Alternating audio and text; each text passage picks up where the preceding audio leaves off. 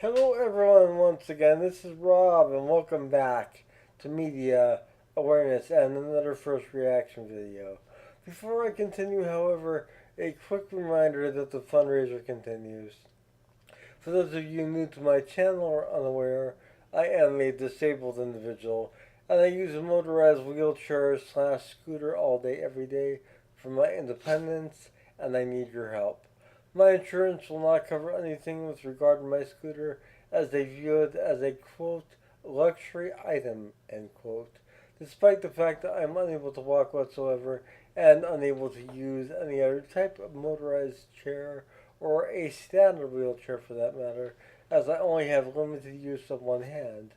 And I also do not have a backup scooter or wheelchair, so if this malfunctions, as it recently did, I will be a fish out of water once again, and I do not want that to happen. Below the title of this video in the description, you will find a spot fund link. Any and all support is welcome. You can contribute there anonymously as well. And any amount from $5 up is it goes a long way, and it would really help in terms of the ongoing refurbishing of my existing scooter and the potential of obtaining a new scooter as well. That's my purpose at this time. That way, if I get a new scooter, it is covered under a 2 year warranty, so that I'd be set. But the goal is still far from being met in terms of the fundraiser. So please do what you can. I was recently, as just alluded to, without power to my scooter for a little over 2 weeks.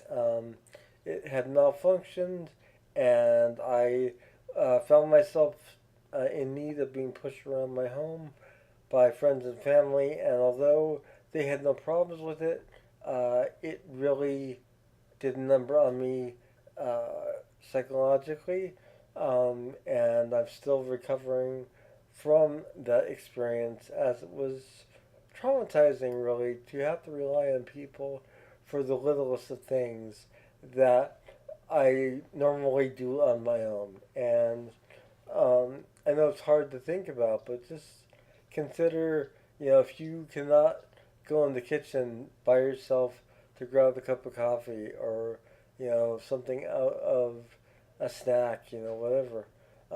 It's really something that we all take for granted. Even me, I took it for granted, and I ended up, unfortunately, uh, at the mercy of the scooter itself and not working. Um, but the costly endeavor of repairing it really set things back, and I'm endeavoring to not only recoup that, but also be able to have the money, as stated, to continuing the ongoing refurbishing and potentially get a new scooter as well. So please do what you can. The spot funds link directly below the title once again, as well as in a separate section below the information pertaining to this video I will be reacting to as well. And I do want to extend a gracious thanks to those who have contributed thus far, in addition to those who plan on contributing, as your contributions have and will make a world of difference in my life. Some recent contributions have been extremely generous. I appreciate you all. I love you all. On with this reaction.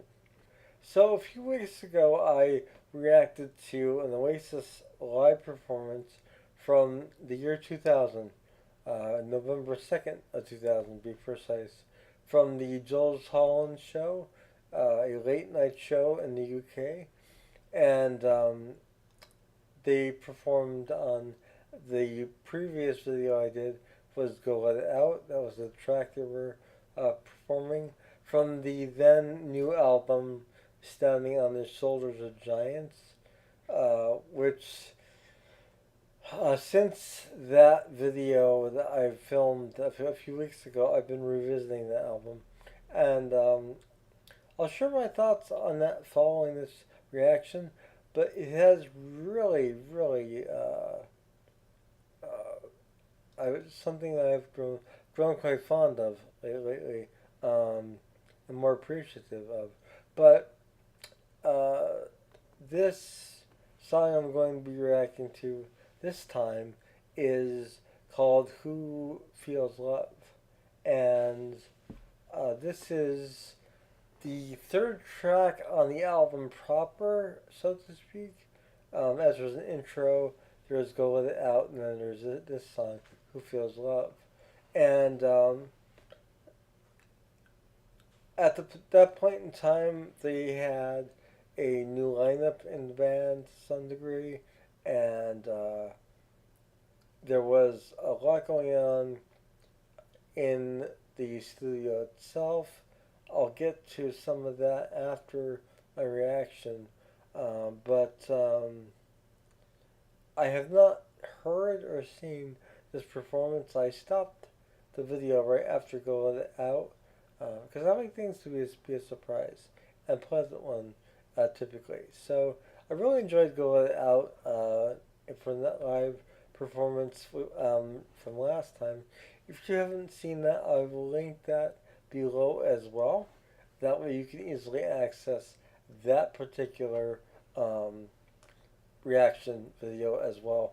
But it was a song I always liked, but the live version really, really knocked me out. It was really great. So I'm looking forward to doing this one as well.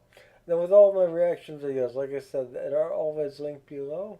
So this will be linked below the entire broadcast. And I link it there because the source of the actual video upload itself deserves some love. Always click on that.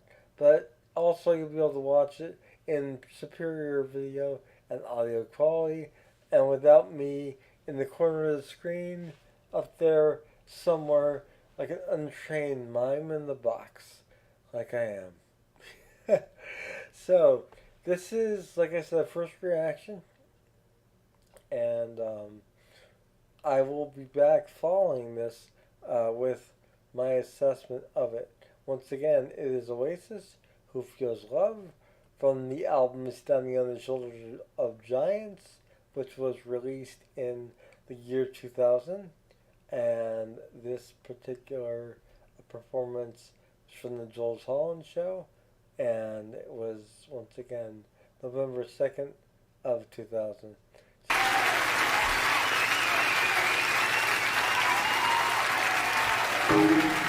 Yo,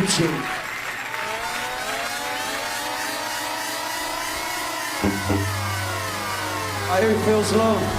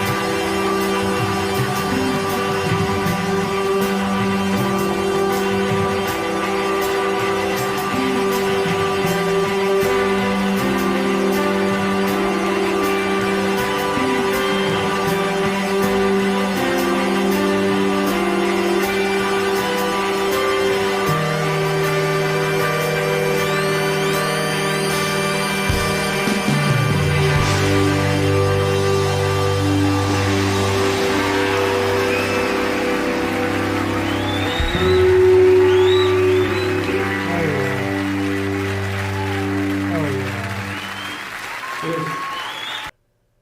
Wow. that I'm not going to be attending any of the Oasis reunion shows because I'm here in the States and there's no statewide dates, and if there were, undoubtedly they would not be in my geographic area, and I would not be able to attend due to transportation and financial constraints, I would think, as they will not be cheap tickets.